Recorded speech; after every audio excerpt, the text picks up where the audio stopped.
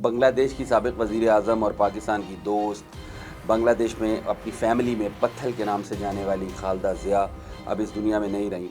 उनका इंतकाल बांग्लादेश की जो नेशनलिस्ट पार्टी है उसके लिए तो एक सानया है ही, क्योंकि 12 फरवरी को बांग्लादेश में इलेक्शंस होने थे। हसीना वाजिद की जो पार्टी है उस पर चूँकि पाबंदी है, लिहाजा खालदा ज़िया की जमात जो है वो सिंपली इलेक्शन जीतने जा रही थी जमात इस्लामी के इत्तेहाद के साथ मिलकर, और वो पोटेंशियल कैंडिडेट थी, बल्कि कंफर्म कैंडिडेट थी वजारत उज़्मा की। लेकिन अब उनके इंतकाल के बाद उनकी पार्टी को सोचना पड़ेगा कि वजारत उज़्मा का कैंडिडेट कौन होगा। और दूसरी बात यह है कि अब उनकी पार्टी के मुकाबले में जमात इस्लामी बांग्लादेश के अंदर ज़्यादा ऐसे लोग मौजूद हैं जो तजर्बाकार और सीनियर हैं। अगरचे जमात इस्लामी के पास उतनी सीटें नहीं होंगी, उतना बड़ा चंक नहीं होगा, लेकिन बहरहाल अब इस बात का भी इम्कान बन रहा है कि हो सकता है कि बांग्लादेश वो जो नेशनलिस्ट पार्टी है उसके बजाय जमात इस्लामी का कोई आदमी आने वाले दिनों में बांग्लादेश का वज़ीर आज़म बने। खालदा ज़िया साबिक जो बांग्लादेशी जनरल थे, जनरल ज़ियाउर रहमान, उनकी अहलिया थी जिन्होंने उस 1975 में मुजीबुर रहमान की डेथ के बाद बांग्लादेश में पहला मार्शल लॉ लगाया था और 81 तक वो बरसर इक़्तिदार रहे थे। फिर हुसैन मोहम्मद इरशाद ने उनको मर्डर कर दिया था और इक़्तिदार पे कब्ज़ा कर लिया था। फिर 90 तक हुसैन मोहम्मद इरशाद वहाँ पे बरसर इक़्तिदार रहे, उन्होंने जातीय पार्टी बनाई। 1991 के इलेक्शंस हुए, खालदा ज़िया वज़ीर आज़म बनी और जातीय पार्टी इलेक्शन हार गई, 30-35 सीटें ली। हुसैन मोहम्मद इरशाद उस वक्त जेल में से इलेक्शन लड़े थे और खालदा ज़िया आलम इस्लाम की दूसरी मुसलमान प्राइम मिनिस्टर थी। पहली प्राइम मिनिस्टर 88 में बेनज़ीर भुट्टो बन चुकी थी।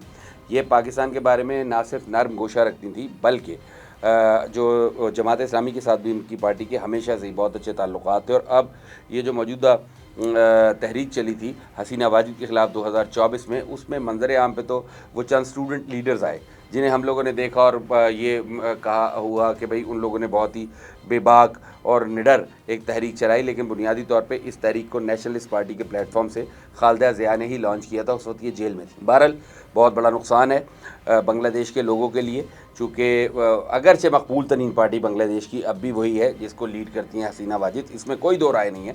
लेकिन बहरहाल एक अपोजिशन के तौर पे, एक तगड़ी पार्टी के तौर पे खालदा ज़िया जो हैं वो नंबर 2 ज़रूर थी, उनकी जमात नंबर 2 ज़रूर थी।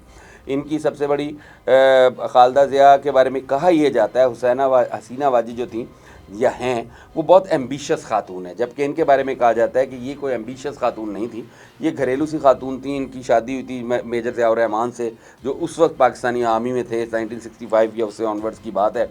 और फिर हुआ ये कि वो बांग्लादेश में हालात ख़राब हुए, मुजीबुर रहमान की डेथ हो गई, मेजर ज़ियाउर रहमान जनरल बने, इक़्तिदार हासिल किया, फिर उन्हें मर्डर कर दिया गया। जब उन्हें मर्डर किया गया तो इनको ज़बरदस्ती सियासत में इन किया गया था। इनकी स्टोरी टू सम एक्सटेंट किसी हद तक बेनज़ीर भुट्टो से मिलती जुलती है, लेकिन बहरहाल इनकी स्टोरी, और ये भी इसी तरीके से पावर कॉरिडोर्स में आई थी। एक बना बनाया सेटअप और एक बनी बनाई पार्टी इनके हाथ में आ गई थी। लेकिन बहरहाल बेनज़ीर भुट्टो से सिर्फ इतनी रिजेम्बलेंस है कि वो भी सियासत में नहीं आना चाहती थी, इत्तफाक़ी तौर पे या हादसाती तौर पे इन हुई, और ये भी सियासत में नहीं आना चाहती थी।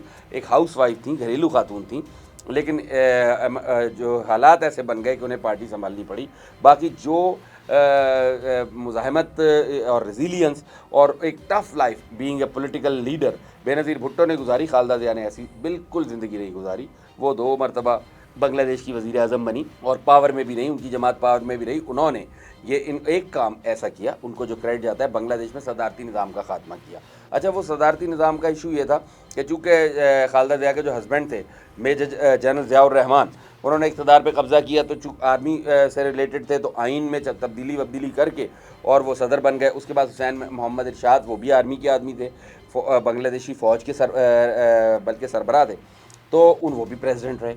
उसके बाद जब खालदा ज़िया आई 1991 में, तो उन्होंने पार्लिमानी सिस्टम जो है, पार्लिमानी निज़ाम जमहूरियत, उसको बहाल किया, दोबारा बहाल किया। और उसके बाद बांग्लादेश में पार्लियामेंट्री डेमोक्रेसी जो है वो 1991 से ऑनवर्ड्स बढ़ती चली गई और अब 35 साल हो चुके हैं।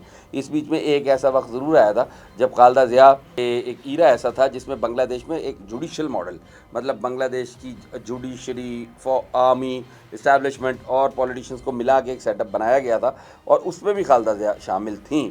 लेकिन बहरहाल हर 2 सूरतों में ये पाकिस्तान की हमदर्द थी, हमदर्द नहीं थी, बल्कि पाकिस्तान के साथ इनकी एक अलाइनमेंट थी, पाकिस्तान की हिमायती थी, दोस्त थी।